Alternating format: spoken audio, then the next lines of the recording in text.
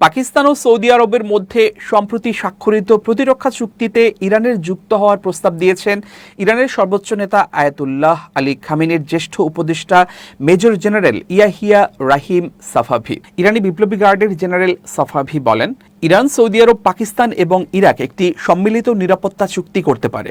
Iran international সংবাদ সংস্থা এ তথ্য দিয়েছে বলে জানিয়েছেন জিও নিউজ।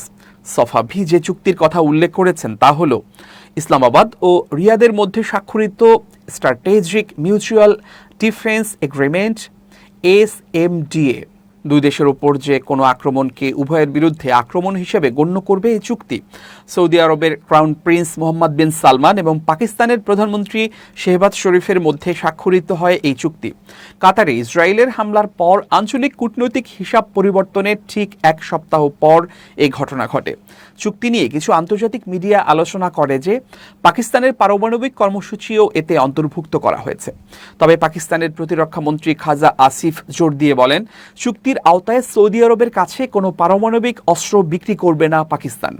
বিশ্লেষকরা চুক্তিটিকে ঐতিহাসিক ও অপ্রত্যাশিত উন্নয়ন হিসেবে উল্লেখ করেছেন। এর ফলে দ্বিপক্ষীয় সম্পর্ককে আনুষ্ঠানিক নিরাপত্তা অঙ্গীকারে উন্নীত করে।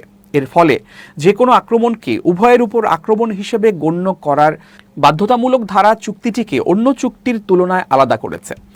সাফাভি বলেন, এই পদক্ষেপ পাকিস্তান সৌদি সম্পর্ককে শক্তিশালী করার পাশাপাশি দক্ষিণ এশিয়া ও ইসলামিক বিশ্বের জন্য গুরুত্বপূর্ণ, যা পাকিস্তানকে আঞ্চলিক স্থিতিশীলতা রক্ষার সবচেয়ে সক্ষম মুসলিম শক্তি হিসেবে অবস্থান দেবে। তিনি আরও বলেন, যুক্তরাষ্ট্রের প্রভাব আঞ্চলিকভাবে হ্রাস পাচ্ছে, কারণ তারা এখন এশিয়া প্যাসিফিক অঞ্চলে মনোনিবেশ করছে। এই পরিস্থিতিতে আমরা একটি আঞ্চলিক ইসলামিক জোট গঠন করতে পারি।